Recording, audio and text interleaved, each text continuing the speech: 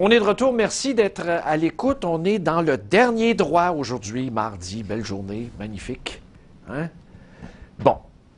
Vous voyez à l'écran, Val-d'Or, des caméras installées dans les autopatrouilles de la SQ. On en a parlé avec Guy Lapointe il y a quelques secondes. Maintenant, évidemment, pas besoin de vous faire un dessin que les troupes s'abrassent beaucoup, là. Moi, j'ai contacté quelques amis dans le réseau, puis les gens sont bien choqués, renversés. Alors, on s'entretient avec le président de l'Association des policiers et policières provinciaux. Donc, au fond, c'est le syndicat des policiers de la Sûreté du Québec, M. Pierre Veilleux. Le président est au bout du fil. Bonjour. Bonjour, monsieur. Je vous entends très faiblement. Oui. Bon, m'entendez-vous mieux? Ah, là, je vous entends mieux. Ben oui, c'est l'émotion.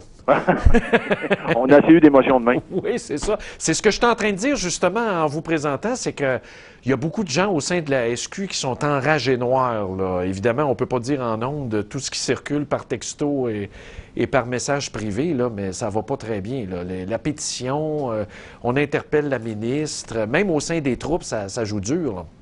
Écoutez, il y a eu un onde de choc oui. par rapport à cette histoire-là, c'est clair. Et nous, on essaie de calmer le jeu depuis 2 jours.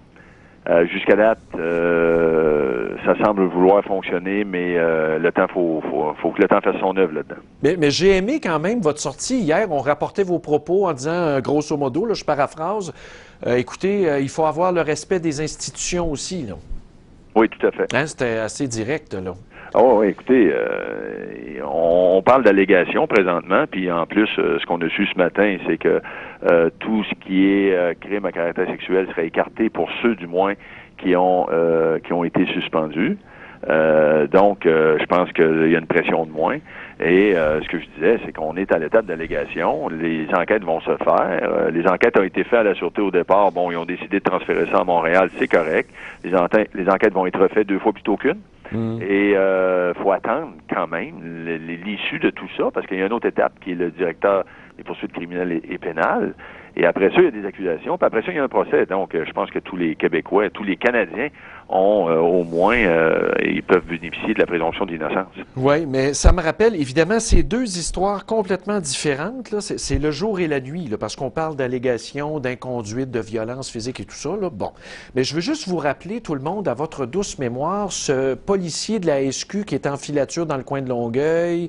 Puis, bon, frappe malheureusement quelqu'un, l'enfant meurt, le directeur des poursuites dit non, là, j'ai beau revirer le dossier des 4 barres, il n'y en a pas, là, de cause, là. On n'ira pas au front avec ça. Là, le monde se met à hurler, puis là, on transfère ça d'un comité, puis finalement, le gars est accusé. Alors, au fond, il y a beaucoup de politique là-dedans, il y a beaucoup d'apparence. C'est qu'au niveau des apparences, les gens veulent avoir des résultats.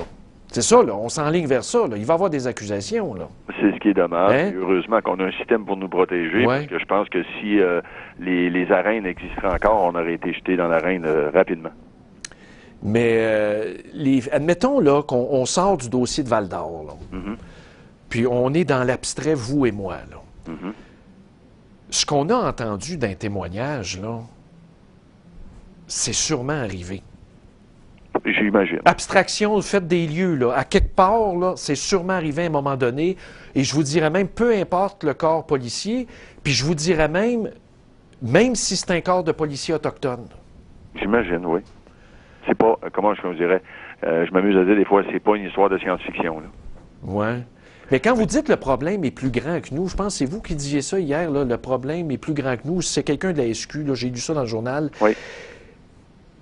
Vous voulez dire quoi par ça? Le problème est plus grand que nous, là. Les gars, admettons, là, vont travailler cette semaine à Val-d'Or, puis ils vont patrouiller à Lac-Simon, mais dans le day-to-day, là, ça les rattrape, ça? Bien, premièrement, moi, ce que je dis, c'est que pour ce qui est du day-to-day, M. Gendron, c'est que je pense que nos policiers manquent de ressources. Oui. Manquent de possibilités de pouvoir, si je prends l'exemple d'une plainte, d'un appel d'un citoyen qui dit, écoutez, j'ai quelqu'un dans mon établissement ou dans mon commerce qui est fortement intoxiqué, et bon, qui est tannant un peu, puis que j'aimerais l'expulser. Le policier, c'est parfait, il a le pouvoir de l'expulser, il a le pouvoir de faire un règlement municipal, mais après ça, il fait quoi? Ça prendrait des ressources sociales pour pouvoir disposer de ces personnes-là les prendre en charge. Exactement. Là, vous êtes les premiers répondants de toutes les situations. Voilà. Sinon, on le remet dans la rue et 3-4 minutes plus tard ou 10 minutes plus tard, il y a un autre citoyen qui va nous appeler pour le même individu, là. Bon, ben d'abord, là, c'est parce que c'est l'organisation sur place des services qui ne marche pas. Puis je suis sûr, là, j'ai pas vu le nombre de policiers sur place que vous avez là-bas, mais ça doit même pas être suffisant comparativement à toutes les interventions qu'il y a à faire, là. Non, c'est pas suffisant. D'ailleurs, le directeur général a annoncé l'ajout de 17 effectifs. Ah bon? Oui. Ben, c'est bon, Il a ça. fait 3 annonces hier à cet effet-là. Des travailleurs sociaux. Et des travailleurs sociaux, ils vont engager une équipe de travailleurs sociaux qui va travailler conjointement avec les policiers lorsque c'est nécessaire. Et naturellement, les terminaux, les caméras véhiculaires qui vont être installées. Ça serait-tu bon, là, on jase de même, là, je connais pas la situation géographique de tous les gens au poste, mais est-ce que c'est des gens de Val-d'Or? Est-ce que ça fait longtemps qu'ils sont incrustés dans le milieu?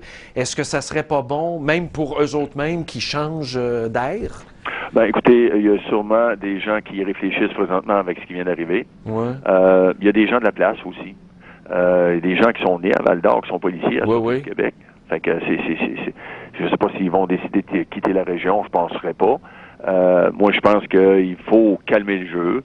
Le temps va faire son œuvre et la vie va continuer. Et si on donne des outils supplémentaires aux policiers, ça devrait peut-être pas régler l'ensemble du dossier. Parce que moi, ce que je dis, c'est que le dossier est beaucoup plus grand. Quand on dit que ça dépasse la police, Oui. c'est national. Exact. Il y a des femmes de disparues, il y a des pressions de la part des communautés autochtones d'instaurer ou de partir une commission d'enquête royale pan-canadienne pour régler notamment ce dossier-là. Mais moi, ce que je dis, si on se met dans le dossier d'une commission, je pense qu'il va falloir gratter plus large, puis il va falloir aller voir aussi au niveau interne, puis aller voir c'est quoi les vrais problèmes. Il va falloir être capable et être assez responsable et assez honnête intellectuellement pour que tout le monde se regarde comme il faut, puis qu'il règle les problèmes. Oui, mais regardez la question des chiens, là. Je vous donne un exemple bien anodin à Lac-Simon, là, près du lac, là, à 32 km de Val-d'Or, où il y a le poste. Tu te dis, mais coudonc, j'arrive, moi, là, pour patrouiller, là, puis je suis obligé, comme policier, et parfois, de tirer à bout portant des chiens, tellement qu'il y en a. Quelle sorte d'affaire que c'est ça? Ben, il y a une gestion qu'il faut qu'il se fasse. C'est clair. Il y a une Tu gestion. sais, c'est pas un policier de faire ça, là. C'est un problème de salubrité publique. Il y a des fourrières, il y a des organisations pour ça. Puis moi, on me dit, hey, tu sais pas quoi, je suis obligé de tirer des chiens à bout portant. Il y en a, même, c'est les parents qui le demandent. Les enfants ont peur de sortir de la maison. Oui. Avez-vous déjà vu une affaire de même? On n'endurerait pas ça 2 secondes. Moi, là, si j'avais des affaires de même à Huntingdon, pensez-vous que ça serait réglé avec la Sûreté du Québec à Armstown, vous? Oh, juste pour vous donner un exemple, j'étais à Coudjouac l'année passée Oui. pour une visite de poste. Oui. Et il y a un problème de chien errant. Et ce que j'ai trouvé le fun, c'est qu'il y a des vétérinaires Ah oui? itinérants qui viennent Oui. sur place pour stériliser les chiens. Ben oui. Je veux dire, c'est tous des gestes concrets qui... Mais vous savez, ça coûte cher, ça. Ah ben oui, il faut mettre le portefeuille Quand sur on la a des table. colonnes de chiffres, des fois, là, c'est difficile de prendre des décisions, mais je pense qu'au-delà des colonnes de chiffres, il va falloir aussi s'occuper des problématiques. Hey, merci beaucoup vraiment d'avoir pris le temps. Là, je sais, vous êtes surchargé, mais en terminant, vous, y croyez-vous aux policiers autochtones, les corps de police autochtones? Écoutez, je connais mal le dossier à ce niveau-là, mais oui, j'y crois. Ça pourrait être une solution. Ça pourrait pas fonctionner. Oui. Bon, en tout cas, ça va être à suivre. Choisir les bons individus, puis oui, puis les la former, formation. les encadrer, puis leur donner les outils pour travailler. Oui, c'est clair. C'est clair. Bon, ben merci bien, M. Veilleux. À la prochaine. Ça me fait plaisir. Au revoir. Monsieur. Au revoir. Pierre Veilleux, qui est président de l'Association des policiers et des policières provinciaux du Québec. Bon. Moi, j'ai lu ça hier. Vraiment, je vous le dis, j'ai été estomaqué en disant, vous savez, il faut respecter les institutions parce qu'actuellement, il y a une pétition. Je pense que c'est sur le site www.pétition24.com. Je ne suis pas certain, là, mais ça a été parti par des gens de Val-d'Or et où on demande à la ministre Lise Thériault de s'excuser, que c'est une crise de confiance. Moi, je pense que la ministre n'a pas à s'excuser, sincèrement. Là, elle n'a pas à s'excuser. Elle a le droit d'être humaine. Puis quand on pleure en ondes puis qu'on occupe des fonctions de pouvoir, ça ne veut pas dire qu'on est en perte de contrôle. Ça veut dire qu'on a le cœur à la bonne place. Puis parfois, il y a des moments difficiles. Bon. Si ça avait été Rob Ford qui avait pleuré dans le temps à Toronto, là, il dirait « Oh, mon Dieu, un homme qui a un cœur. » Mais là, parce que c'est une femme qui pleure en ondes, bien là, c'est rendu qu'elle n'est pas en contrôle. Vous voyez comment vous êtes bourré de préjugés. Vous dites n'importe quoi.